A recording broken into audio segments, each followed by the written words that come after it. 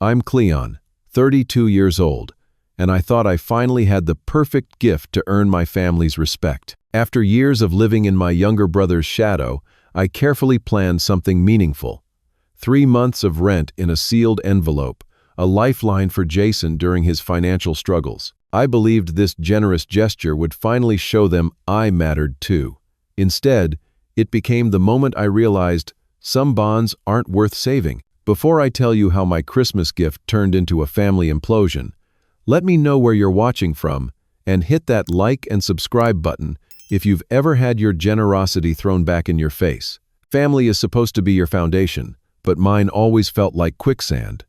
Growing up, the dynamic between me and my younger brother Jason was complicated at best. Now, at 29, Jason has always been the golden child of our family, despite his tendency to make questionable life choices. 3 months ago, he lost his job at the marketing firm where he'd been working for barely a year. According to him, it was because his boss couldn't handle his creative approach, but knowing my brother, it probably had more to do with his chronic tardiness and tendency to overpromise and underdeliver. To make matters worse, Jason had racked up substantial medical bills from a skiing accident back in February. He'd gone without insurance despite my repeated warnings, and now he was drowning in debt. Our parents had already bailed him out twice this year alone, but they weren't in a position to keep doing it indefinitely. Dad's retirement fund could only stretch so far. Meanwhile, I'd spent the last decade building my career in software development. I'd recently been promoted to senior developer at a respected tech company in Seattle, nearly doubling my salary from when I started.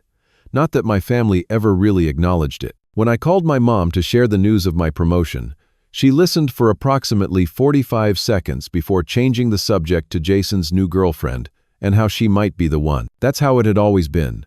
Jason's smallest accomplishments were celebrated like national holidays, while my milestones barely registered. When he managed to pass his college classes with C-minuses, my parents took him on a Caribbean cruise as a reward. When I graduated with honors and a job offer already lined up, I got a card and a $100 gift certificate to Outback Steakhouse. Despite everything, I genuinely wanted to help my brother.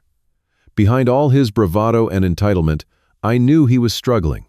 Not just financially, but with his sense of self-worth. Maybe that's something we had in common, though we dealt with it in drastically different ways. I channeled my need for validation into achievement. Jason channeled his into seeking constant attention and praise. For weeks leading up to Christmas, I worked extra hours to save up enough to cover 3 months of Jason's rent. At $1,500 a month for his modest one-bedroom apartment in Memphis, it wasn't an insignificant amount, but I could afford it now with my new salary, and I wanted to give him something that would actually make a difference. Not just another gadget to add to his collection of half-used possessions, but real security, a chance to get back on his feet without the immediate pressure of eviction looming over him. I imagined how it would play out. The family gathered around the Christmas tree, Jason opening my envelope, his eyes widening in surprise and gratitude. My parents finally seeing me as the successful, generous son I'd become. Maybe they'd even say they were proud of me. Just once. Was that too much to hope for? Deep down, I knew it might be, but hope is a stubborn thing. The drive from Seattle to our family home in Louisville, Kentucky, was long and gave me plenty of time to rehearse the moment in my head. I'd taken 2 weeks off work for this trip, the longest vacation I'd allowed myself in years. The 26-hour drive stretched into 3 days with stops, and with each passing mile, my anticipation grew. The envelope sat in my glove compartment, containing not just money, but my desperate wish for recognition. Louisville was decorated for Christmas, the neighborhoods I drove through glowing with colorful lights and festive displays. Our family home, a 2-story colonial on Maple Avenue, looked the same as always. The blue spruce in the front yard was adorned with the same string of lights Dad had been using since we were kids. Mom's wreaths hung on the double doors at the entrance. For a moment, as I pulled into the driveway, I felt like I was 16 again, coming home with a perfect report card that no one would bother to read. But this time would be different, I told myself as I grabbed my suitcase and the carefully wrapped gift for Jason from the trunk. This time, they would see me. My parents' house smelled like pine needles and cinnamon, the familiar scent of Christmas that used to fill me with excitement as a kid. Now it just made my stomach tighten with anxiety. I knocked on the door even though I had a key.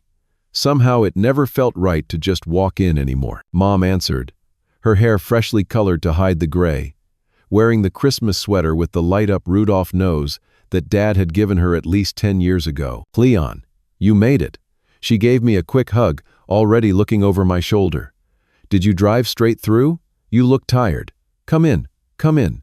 Your father's watching the game." "No, I missed you," or "It's so good to see you." Just straight to commenting on my appearance. I swallowed my disappointment and followed her inside. Dad was exactly where I expected him to be, sunken into his leather recliner, eyes fixed on the football game. He raised his beer in greeting but didn't get up. "Made good time, huh?" he said, as if I'd driven in from the next town over instead of across the country. "Grab a beer if you want. Jason and Amber should be here soon." I nodded and headed to the guest room to drop off my bags. The room had once been mine, but had been redecorated years ago into a generic guest space. Meanwhile, Jason's childhood bedroom remained preserved like a shrine, his high school football trophies still prominently displayed despite his athletic career peaking at 17. The guest room had a new addition since my last visit 6 months ago, a framed photo of Jason and his girlfriend Amber on the nightstand.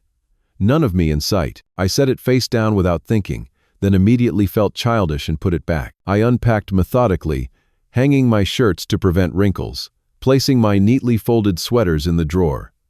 The small wrapped package and envelope for Jason the first tucked safely in my laptop bag. Then I took a deep breath and rejoined my parents in the living room. Mom was now bustling around the kitchen, preparing appetizers for dinner. I offered to help, but she waved me away. "No, I have a system. Why don't you help your father bring in more firewood?" When I found Dad, he was on the phone, laughing about something. "Yeah, he just got here. I know, right? We'll see you guys soon." "Jason?" I guessed as he hung up. "Yep, he and Amber are running late. Got stuck at her parents' place opening presents." Dad chuckled fondly. That boy never could keep a schedule. I nodded, remembering all the times I'd been lectured about punctuality, while Jason routinely showed up late to family events, with little more than a shrug and a grin as consequence. "Need help with the firewood?" I offered. "Nah, already brought it in this morning. You can set the table if you want. Your mom's particular about that." So I found myself carefully arranging silverware and folding napkins, while Dad went back to his game and Mom continued preparing dinner without my help. I overheard her on the phone with my Aunt Patricia, talking about Jason's new job prospect at his friend's startup like it was a sure thing, even though he hadn't even had an interview yet. "He's always been so good with people," she was saying. "This sales position would be perfect for him, and the potential commission is amazing." I wanted to point out that Jason had failed at his last 3 sales jobs, but I bit my tongue. What would be the point? When Jason and Amber finally arrived 2 hours later, the house erupted in excitement. Mom rushed to the door. Dad actually got out of his chair, and suddenly it was hugs and exclamations, and "Let me look at you all around." Amber, a pretty brunette with a careful smile, was showered with compliments on her sweater, her hair, her earrings. Jason tossed his coat on the couch and immediately launched into a story about the traffic they'd encountered, gesturing dramatically as if he'd survived an epic journey rather than a minor delay on the interstate. "We brought wine," Amber announced, producing 2 bottles from her oversized purse. "Perfect," Mom beamed. "We'll have it with dinner. Cleon, would you open these and let them breathe?" It was the first time she'd spoken directly to me in the hour since Jason arrived. During the Christmas Eve dinner preparations, everyone seemed to have a designated role except me. Mom and Amber worked on the side dishes, with Mom practically gushing over Amber's technique for mashing potatoes. Dad and Jason were in charge of the prime rib, with Dad proudly teaching Jason how to carve it just right, as if Jason hadn't been shown this exact same technique every Christmas for the past 15 years. I hovered uselessly, offering help that was repeatedly declined. "We've got a system," Mom said again, the phrase becoming more irritating with each repetition. Eventually, I found myself alone in the living room, nursing a glass of wine and scrolling through work emails just to have something to do. Through the kitchen doorway, I could hear them all laughing about something.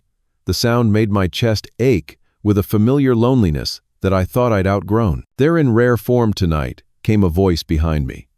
Aunt Patricia had arrived without my noticing, her arms full of colorfully wrapped presents. "Hey, Aunt Patty," I said, jumping up to help her. "Merry Christmas." She gave me a proper hug, the kind that lasts more than half a second. "Merry Christmas, honey.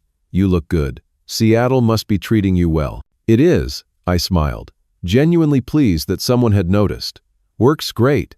I actually got promoted a couple months ago." "I know," she said, surprising me. "I saw it on your Facebook. Senior developer, right? Very impressive." "Thanks," I said, warmed by her acknowledgement. No one else really mentioned it. She gave me a knowing look. Some people have trouble seeing what's right in front of them. Doesn't make it any less real. Before I could respond, Jason burst into the room. "Aunt Patty," he exclaimed, sweeping her into a hug that lifted her off the ground. "You're getting younger every time I see you." And just like that, I was background noise again. Throughout the evening, I tried repeatedly to engage, to find my place in the family orbit. I asked Dad about his golf game, Mom about her book club, Jason about his job search. Each conversation started promisingly, only to be cut short by interruptions or topic changes that somehow excluded me from the natural flow. As we sat around the fireplace after dinner, Mom brought out old photo albums. "Remember this, Jason? Your first home run in Little League." Dad was so proud he couldn't stop talking about it for weeks. They flipped through page after page, most featuring Jason at various ages. The few photos of me were largely from obligatory occasions, graduations, confirmations, formal family portraits. My accomplishments, academic awards, chess tournament trophies, my college graduation weren't documented with the same enthusiastic thoroughness as Jason's baseball games and school plays. I excused myself to get some air, stepping onto the back porch and letting the cold December night clear my head. The gift for Jason suddenly seemed both too much and not enough. Would they even understand the sacrifice it represented? Or would it be just another thing I did that barely registered on their radar? Looking up at the stars, I reminded myself that tomorrow was Christmas, a time for giving without expectation, for family and goodwill.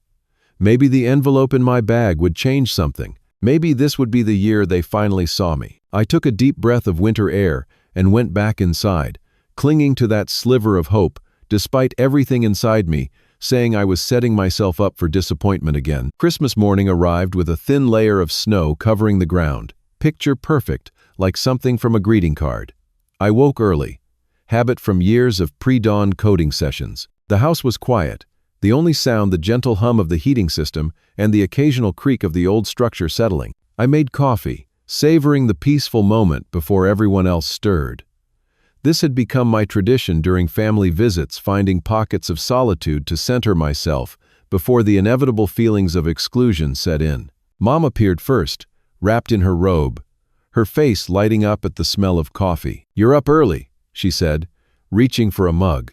"Did you sleep okay in the guest room? I've been telling your father we need a new mattress in there." "Slept fine," I assured her, though in truth I'd tossed and turned most of the night, rehearsing the gift exchange in my mind. She nodded absently, already moving on to breakfast preparations, pulling out ingredients for her traditional Christmas morning casserole. I offered to help, and to my surprise, she accepted, assigning me the task of dicing peppers and onions. We worked in companionable silence for a while, and I felt a small flicker of connection. "So," she said eventually, "your brother tells me he might have a job lined up with his friend Tyler's company." And there it was. No matter how a conversation started with my mother, it inevitably circled back to Jason. "That's good," I said neutrally. "What kind of job?" "Sales director, I think. Tyler's startup is really taking off, and he knows Jason has such a way with people." I chopped the pepper a little more forcefully than necessary, biting back a comment about Jason's spotty employment history. "Hope it works out for him." "It will," she said, with the unshakable confidence she always had in her younger son. This could be his big break. By 9 o'clock, everyone was awake and gathered in the living room. The Christmas tree, a 7-foot Douglas fir, decorated with the same ornaments we'd had since childhood, dominated the corner of the room. Beneath it lay a pile of presents, significantly more than I remembered from last year. "Let's get this show on the road," Dad announced, settling into his recliner with a mug of coffee, liberally spiked with whiskey, a Christmas morning tradition. "Jason, you want to play Santa this year?" Jason, still in his pajama pants and a wrinkled t-shirt, grinned and positioned himself by the tree. Coming right up. Playing Santa simply meant distributing the gifts, a role that had alternated between Jason and me as children. In recent years, it had become exclusively Jason's domain, another small exclusion that shouldn't matter but somehow did. The gift exchange began with mounting excitement, wrapping paper soon covering the floor. Mom exclaimed over a diamond bracelet from Dad, while he seemed genuinely pleased with the golf clubs she'd gotten him. Aunt Patricia received a luxurious cashmere sweater from my parents and a bottle of expensive scotch from Jason and Amber. When it came to Jason's gifts, our parents had outdone themselves. A new laptop for job hunting, Dad explained, though the high-end gaming model suggested other uses. A designer watch from Mom that I knew must have cost at least $1,000. Gift cards to upscale restaurants and clothing stores. A weekend getaway package for him and Amber. My gifts from them were practical and impersonal. A flannel shirt in a size too large.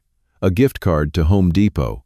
A book about investing that I'd mentioned interest in over a year ago. Not thoughtless, exactly, but lacking the loving attention evident in Jason's presence. I maintained my composure, thanking them sincerely for each item. Inside, though, I felt a familiar ache spreading through my chest. It wasn't about the monetary value, it was about the thought, the consideration, the desire to delight rather than simply check a box. "That's a nice shirt," Jason commented, his tone suggesting otherwise. "Very practical." "Thanks," I said, folding it carefully. "I can always use more flannel in Seattle." "I wasn't sure of your size," Mom said. "You've lost weight, haven't you? You're looking thin." Before I could respond, Jason was opening his next gift, and the attention swiftly returned to him. The dynamic continued as we moved through the pile of presents.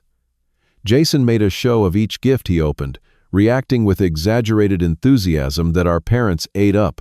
He'd always been the emotional one, the expressive one, while I kept things closer to the vest.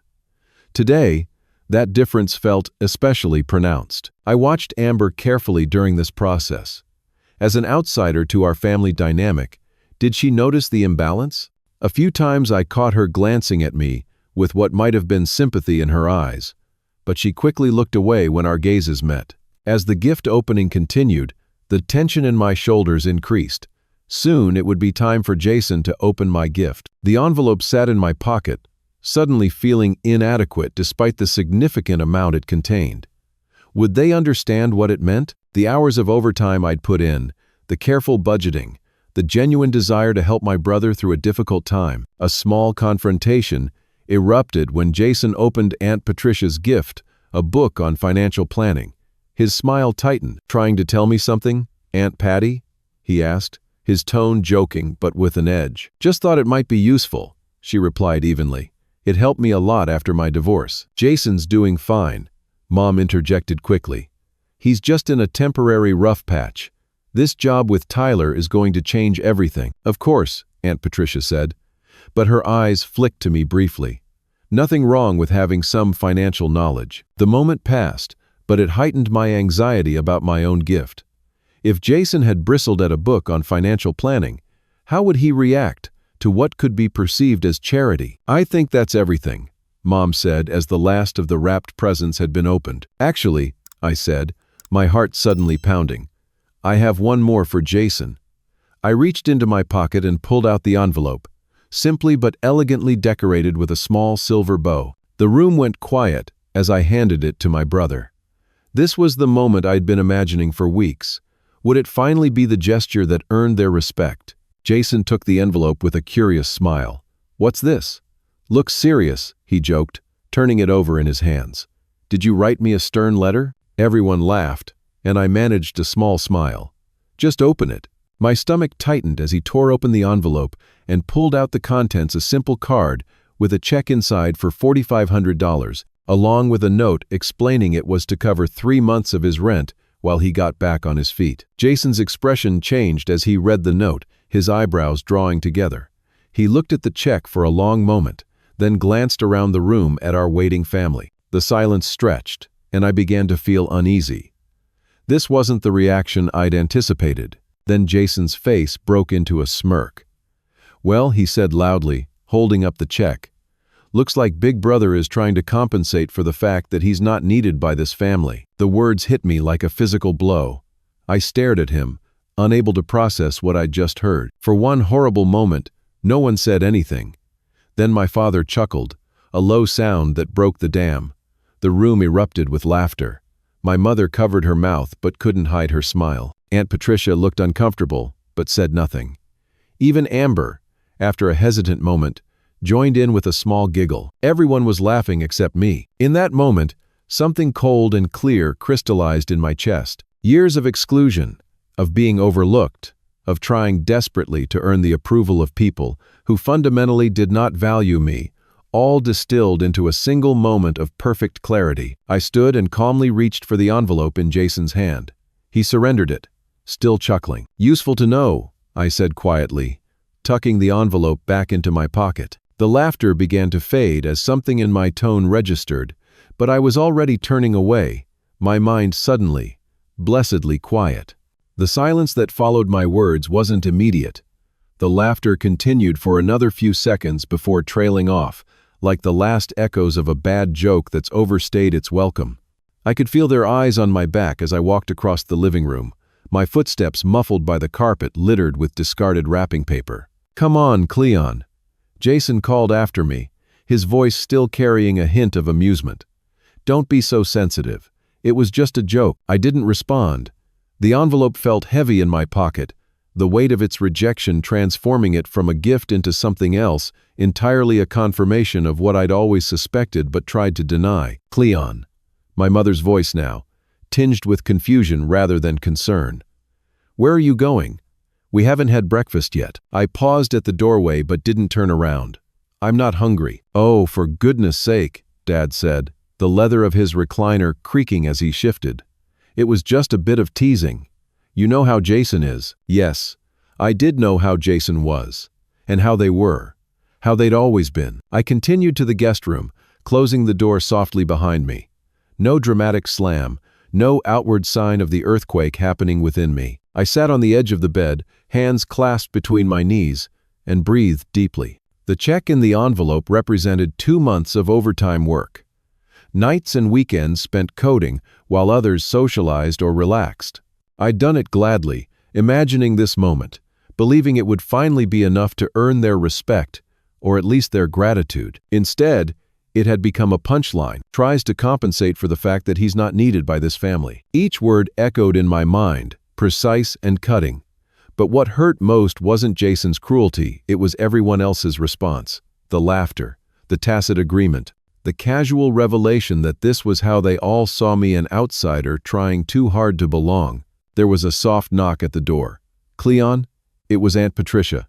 "Can I come in?" I didn't answer, but she entered anyway, closing the door behind her. She sat beside me on the bed, not touching me but close enough that I could smell her familiar perfume, the same one she'd worn since I was a child. "That was cruel," she said simply. "What Jason said, what they all did." I nodded, still staring at the floor. "You didn't deserve that, especially not after such a thoughtful gift." "It doesn't matter," I said, surprised by the steadiness of my own voice. "Of course it matters." She sounded genuinely angry, the first real emotion I'd heard from anyone about what had just happened. Family shouldn't treat each other that way. I looked at her then, really looked at her. My father's sister, who had always been a bit of an outsider herself in our family dynamics, who had noticed my promotion when no one else had, who had always seen me. "Thank you," I said, "but I think I needed this to happen." She frowned, not understanding. "I've been chasing their approval my whole life," I explained. "Working harder, achieving more, giving more, always hoping it would finally be enough to make them see me the way they see Jason. But they never will." "People can change," she offered, but her tone lacked conviction. I shook my head. "Maybe, but I'm not going to wait around for it anymore." Something in my calm certainty seemed to alarm her. "What are you going to do?" I stood up and moved to the closet, pulling out my suitcase. "I'm going to pack my things and leave." "Today?" "But it's Christmas." "Yes, I said, beginning to fold my clothes with methodical precision. It is. Aunt Patricia watched me for a moment, then stood. Let me talk to them.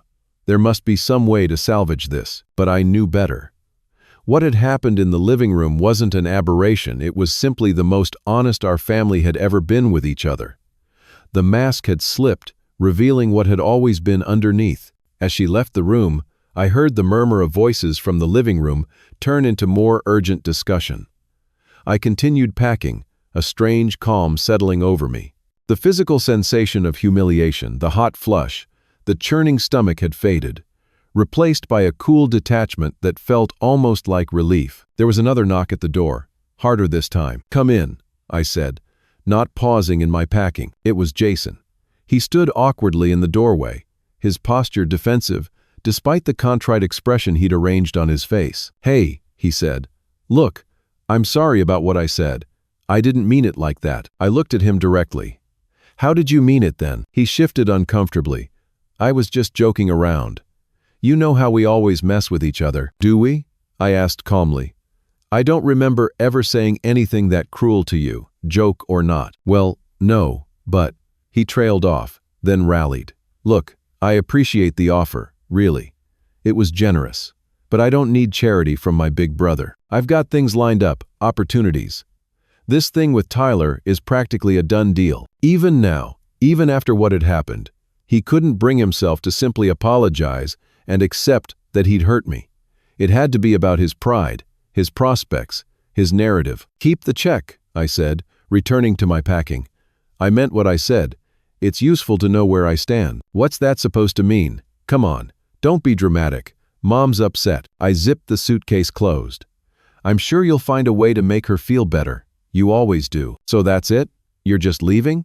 On Christmas?" "Yes."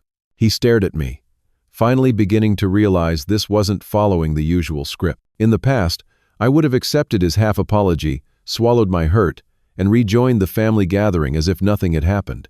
The fact that I wasn't doing that clearly unsettled him. "What am I supposed to tell them?" he asked. "The truth," I suggested, "though I'm not sure you'd recognize it." His face darkened. "You know what? Fine. Leave. Prove my point about not being needed." I lifted my suitcase from the bed, surprisingly light despite containing everything I'd brought for a 2-week stay. "Goodbye, Jason." I walked past him, through the living room where my parents stood anxiously waiting, past the Christmas tree with its twinkling lights and the floor still covered in torn wrapping paper from gifts that had been received with genuine joy and enthusiasm, unlike mine. "Cleon, please," my mother said, reaching for my arm. "Let's talk about this." "There's nothing to talk about," I replied, gently removing her hand.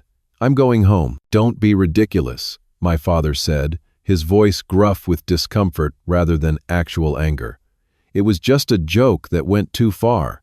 No reason to ruin Christmas over it." I looked at him, really looked at him, perhaps for the first time seeing him clearly. Not the infallible father of my childhood, but an aging man who had spent decades subtly reinforcing the narrative that one son was worthy of admiration while the other was an afterthought. "Christmas was ruined long before today," I said quietly.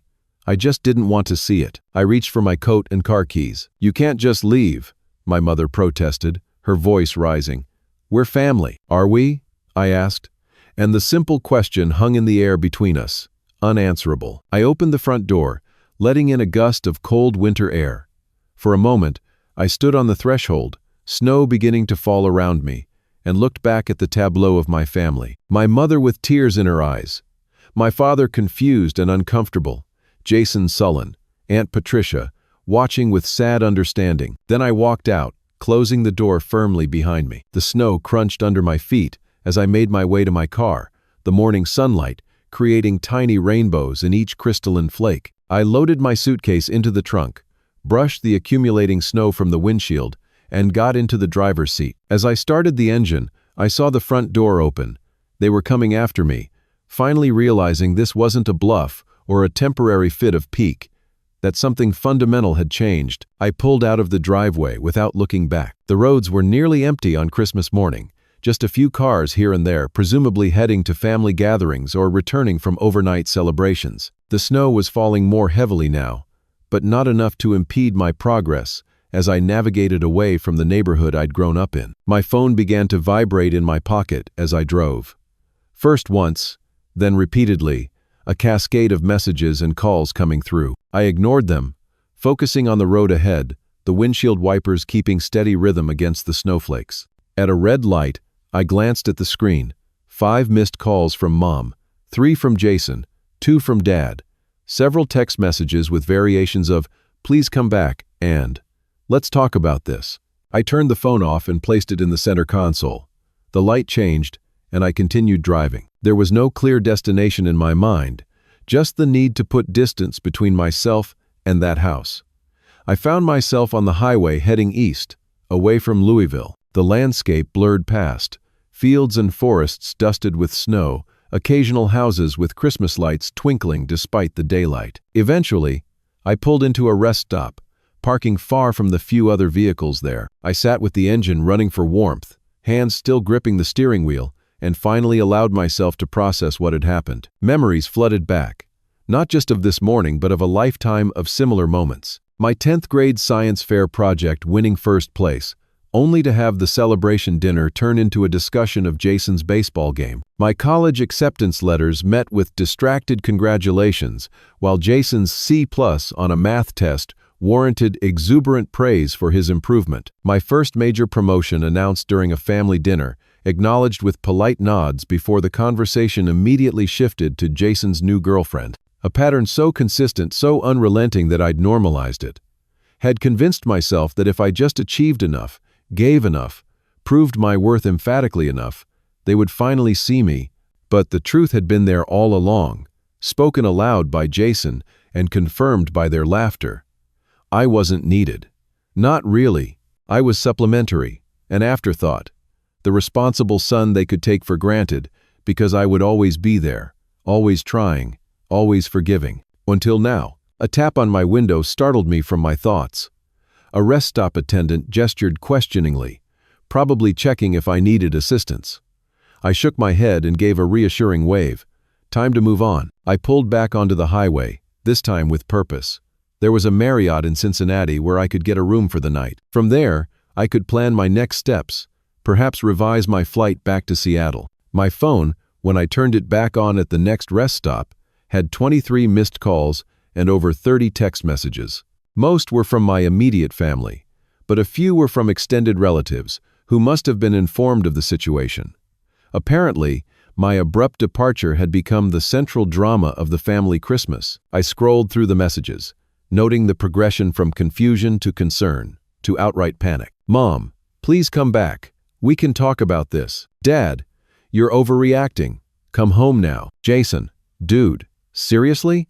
It was a joke." "Mom again, I'm worried about you. At least let us know you're safe." "Dad again, your mother is crying. Is that what you wanted?" "Jason again, okay, I was a jerk. I admit it. Come back." "Aunt Patricia, I understand why you left.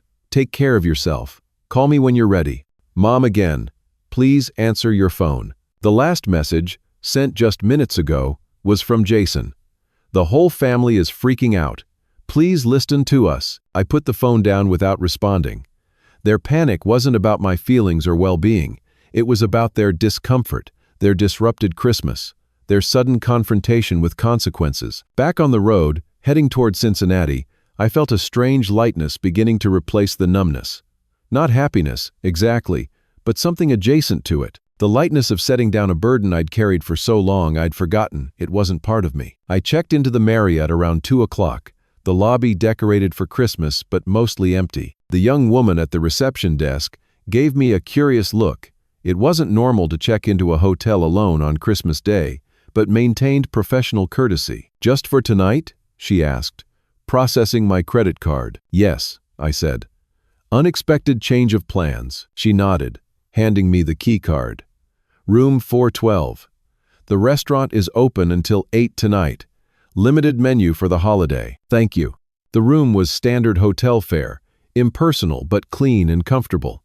I set my suitcase down and sat on the edge of the bed, suddenly exhausted despite it being the middle of the afternoon. The adrenaline that had carried me here was wearing off, leaving behind a profound fatigue that seemed to seep into my bones. My phone buzzed again. This time it was a call from a number I didn't recognize. After a moment's hesitation, I answered. "Hello? Cleon? It's Amber. Jason's girlfriend." That was unexpected. "Hi, Amber," I said cautiously. "Are you okay?" she asked, her voice low as if she didn't want to be overheard. "Everyone here is losing their mind." "I'm fine," I assured her. "Just needed some space." "I don't blame you," she said, surprising me again. What Jason said was horrible, and everyone laughing. She trailed off. "I'm sorry I laughed too. It was just startled laughter, you know? Uncomfortable. Not because I thought it was funny." "It's okay," I said automatically, then corrected myself. "Actually, it's not okay, but I understand." There was a pause, and I could hear muffled voices in the background. "They don't get it," she continued. "They keep saying you're overreacting, that it was just a joke. But I've seen how they treat you compared to Jason. It's not right." I hadn't expected this level of perception from someone who'd only been around my family a few times. "How long have you noticed this?" "Since the first time Jason brought me home for dinner," she admitted. "The way they hang on his every word while barely listening to you. The way your accomplishments get brushed aside while his get celebrated. It's pretty obvious to an outsider." The validation from this near stranger was unexpectedly powerful.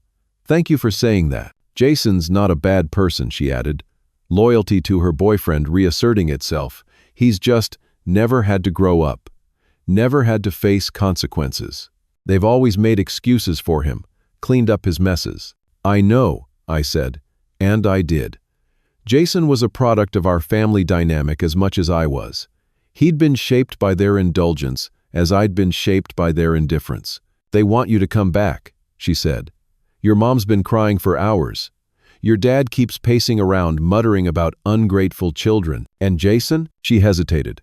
"He's defensive, says you're just trying to make him look bad, playing the victim." That sounded like Jason. "Amber, why are you calling me? Won't Jason be upset?" "Probably," she admitted. "But someone needed to tell you the truth.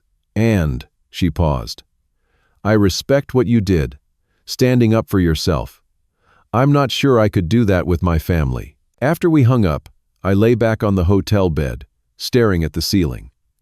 Amber's call had clarified something for me. This wasn't just about Jason's cruel joke, or even about years of feeling overlooked. It was about finally acknowledging a truth I'd been running from my entire adult life.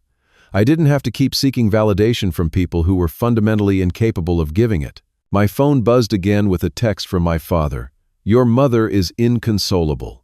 If you ever respected me, you'll get back in your car and come home right now." For the first time, I could see the manipulation in his words, the way he wielded my mother's emotions and his authority to control my behavior.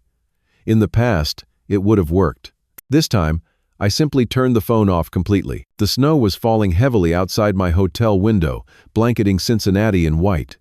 Christmas lights twinkled through the snowfall, colorful blurs against the darkening sky. In a strange way, despite everything, I felt at peace. Something had broken today.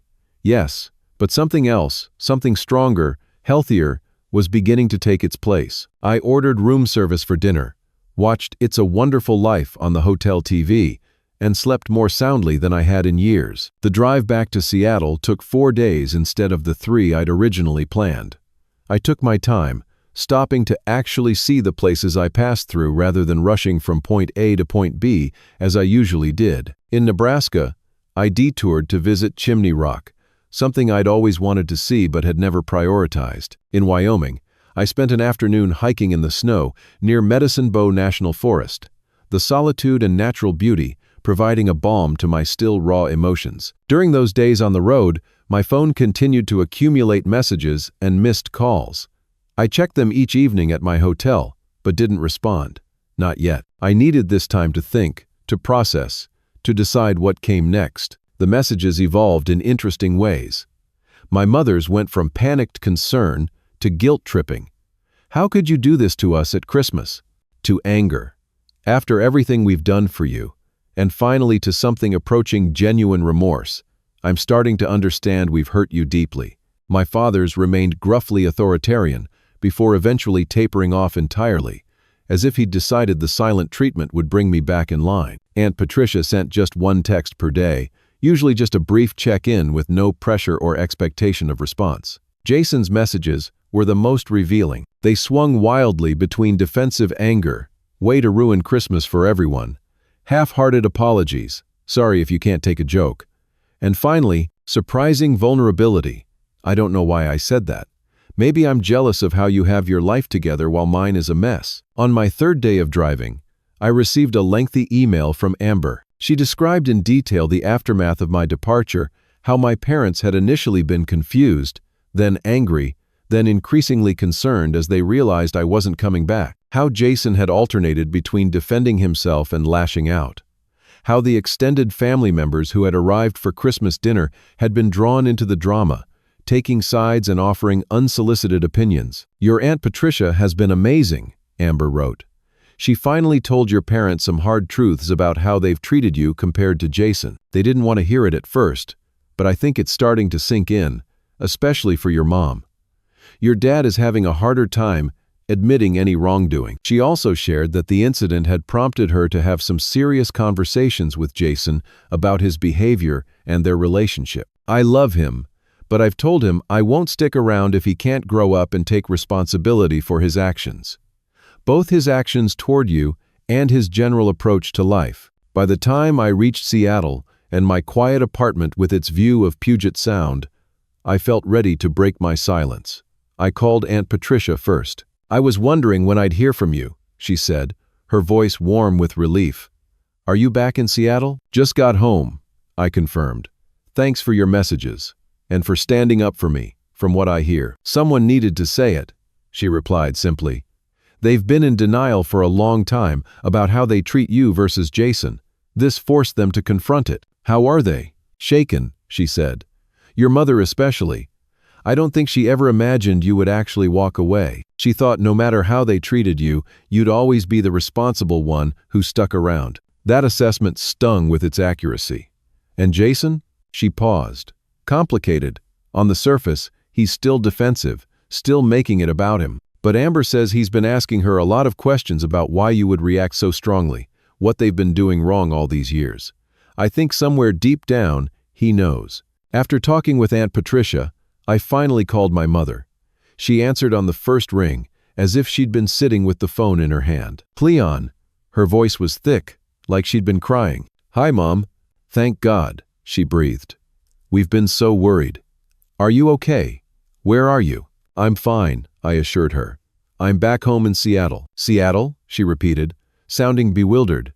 You drove all the way back to Seattle without telling us? I needed time to think. There was a pause, and I could hear her struggling to modulate her response. In the past, this would have been when she launched into a lecture about responsibility and consideration for others' feelings.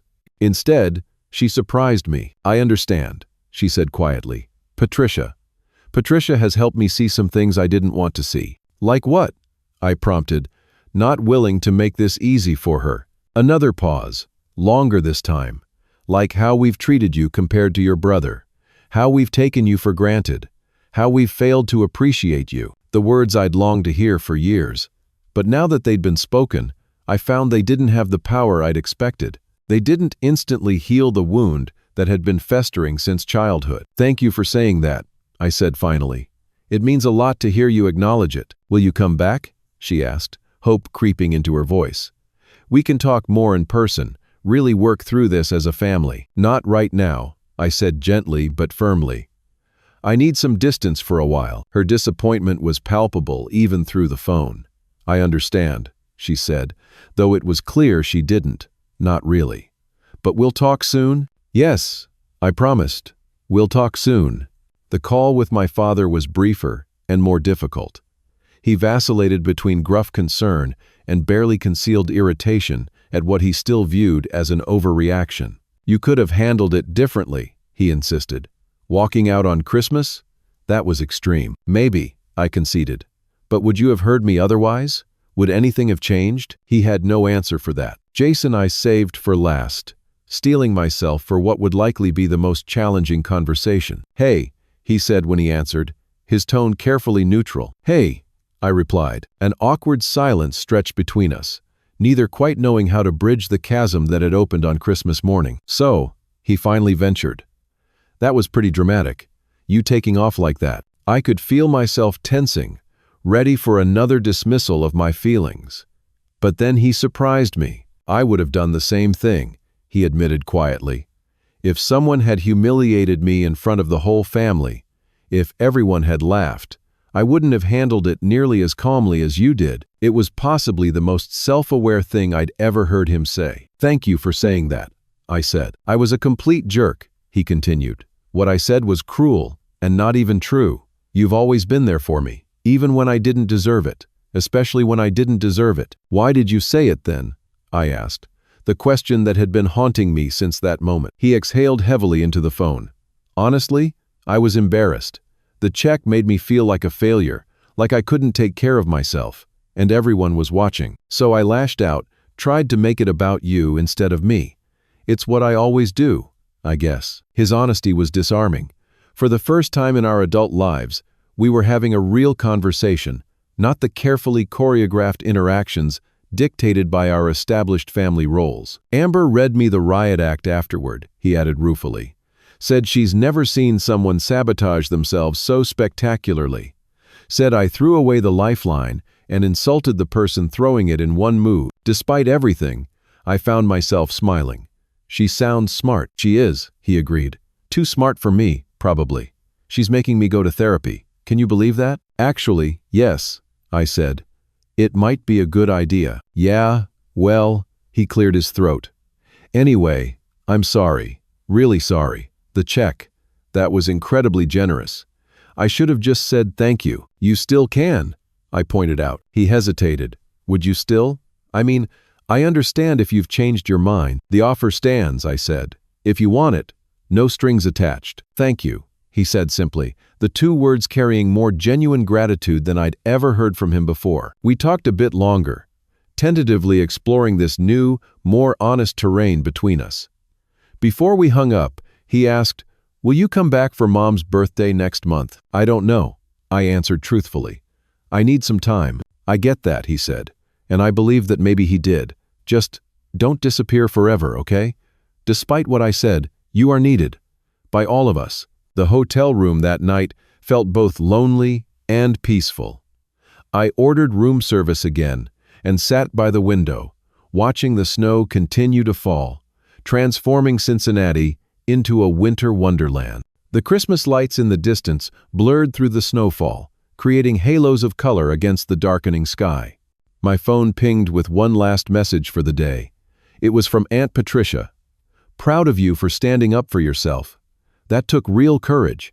Remember that healing isn't linear, and forgiveness doesn't mean forgetting. Take all the time you need. Love you, kiddo. I smiled, feeling a warmth spread through me that had nothing to do with the hotel's heating system. Perhaps family wasn't solely defined by blood or shared history. Perhaps it could be chosen, cultivated, based on mutual respect and genuine care rather than obligation and old patterns. That night, I slept dreamlessly and woke feeling more rested than I had in years. 3 months had passed since the Christmas incident. Winter had given way to early spring in Seattle, cherry blossoms beginning to dot the trees along my street. My apartment, always organized, had undergone subtle changes.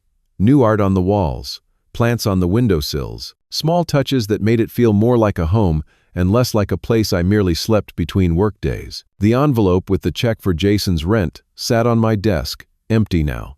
He had accepted it eventually, 2 weeks after Christmas, with a humility I'd never seen from him before. According to our sporadic texts, he was using the breathing room it provided to actually focus on finding stable employment rather than jumping at the first quick fix. My relationship with my family had entered a new phase.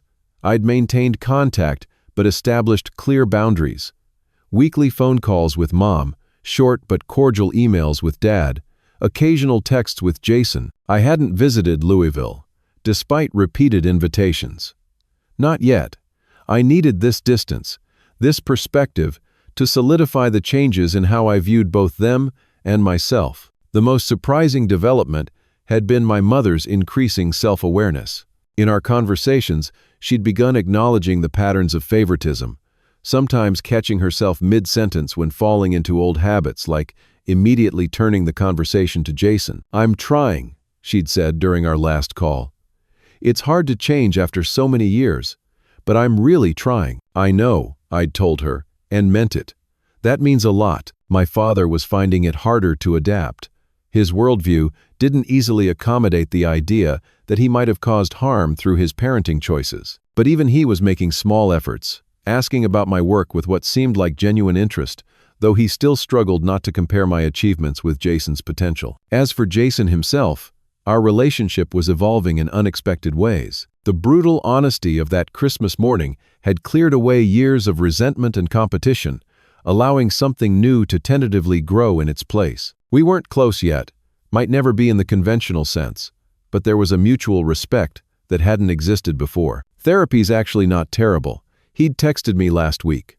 "Turns out I have issues with self-worth and compensate through attention-seeking behavior."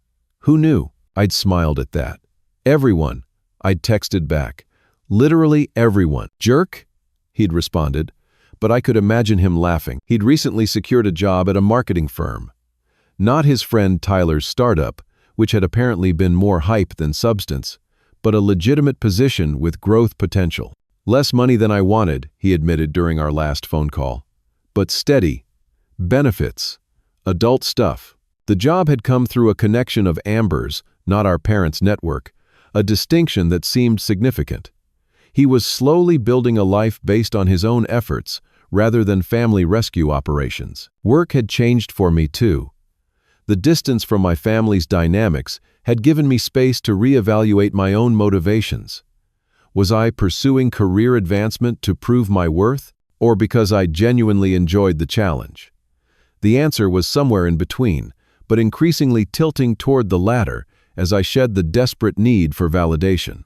I'd taken up rock climbing, something I'd always been curious about but had dismissed as impractical. Each weekend now found me at the indoor climbing gym or, weather permitting, on the real rock faces outside the city. There was something profoundly satisfying about the focus it required, the way it demanded presence in the moment, rather than dwelling in past hurts or future anxieties. Through climbing, I'd met new people, formed friendships based on common interests rather than obligation or history.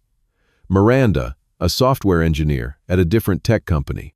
Devon, a high school physics teacher with a dry wit.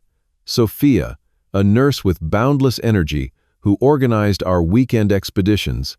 They knew nothing of my family drama, saw me only as I presented myself now, not as the overlooked son or responsible brother. It was refreshingly simple. Tonight, I was hosting them for dinner, the first time I'd had friends over to my apartment in, longer than I cared to admit. The lasagna recipe I'd spent the afternoon perfecting was nearly done, filling the space with warm, savory aromas. A bottle of good red wine breathed on the counter. Music played softly in the background. My phone rang an hour before they were due to arrive. "Mom." "Hey," I answered, checking the timer on the oven. "Hi, honey," she said. "Just checking in. Did you get the care package I sent?" "Arrived yesterday," I confirmed. "Thanks for the cookies." And the photo. She'd included an old picture she'd found of me at my high school graduation, proudly holding my valedictorian medal. A moment I'd forgotten she'd documented it all. "I've been going through old albums," she explained. "There's so much I missed, or didn't appreciate enough at the time." The hint of regret in her voice was still new enough to catch me off guard. "It's okay, Mom." "No, it's not," she said firmly. "But we're working on it, right?" "Right," I agreed. After we hung up, I found myself looking at the photo again. My younger self, earnest and hopeful, unaware of the years of striving for recognition that lay ahead. I felt a surge of compassion for that boy, and gratitude for the difficult but necessary journey that had brought me here. The dinner with my new friends was a success. We talked and laughed around my rarely used dining table, making plans for a climbing trip the following weekend. No one tried to outshine anyone else. No one's accomplishments were minimized or dismissed. It was simply people enjoying each other's company, finding connection in shared experiences and genuine interest. As I cleared the dishes after they left, I reflected on the lesson of the past 3 months. Family bonds were powerful, complex, and often complicated by years of established patterns and unspoken expectations. But they weren't immutable. They could change, evolve, or in some cases, be supplemented by connections of our own choosing. The envelope I'd offered Jason at Christmas had been meant as financial support, but it had delivered something entirely different, an unexpected catalyst for change, for all of us. By walking away from a situation that diminished me, I'd created space for something healthier to potentially grow, not by grand gestures or dramatic ultimatums, but through the quiet dignity of valuing myself enough to set boundaries. There would be more work ahead. Patterns established over decades don't transform overnight. There would be backsliding, old habits reasserting themselves, moments of frustration on all sides. But for the first time, I felt hope that real change was possible. More importantly, I discovered that my worth wasn't contingent on their recognition of it. It existed independently, defined by my actions, my choices, my capacity for growth and compassion, even in the face of hurt. Sometimes the most powerful gift we can give ourselves is the courage to walk away from situations that diminish us. Not out of anger or revenge, but out of self-respect. Sometimes useful to know is the beginning of wisdom, not the end of connection. As night fell over Seattle, I stood by my window, looking out at the city lights reflecting on Puget Sound. The future stretched before me, unwritten. There would be more family gatherings, more opportunities to reinforce new boundaries or fall back into old patterns. There would be holidays and birthdays, celebrations and crises. But whatever came next, I would face it as the person I was choosing to become, not the role I'd been assigned. Have you ever had to walk away from a toxic family dynamic to protect your own mental health? How did you balance setting boundaries with maintaining relationships that matter to you? I'd love to hear your thoughts in the comments below. And if this story resonated with you, please consider liking and subscribing for more content about navigating complicated family relationships and personal growth. Remember that sometimes the most important form of self-care is recognizing your own worth, even when others don't. Thank you for joining me in this story, and I wish you strength in your own journey toward healthy boundaries and genuine connections.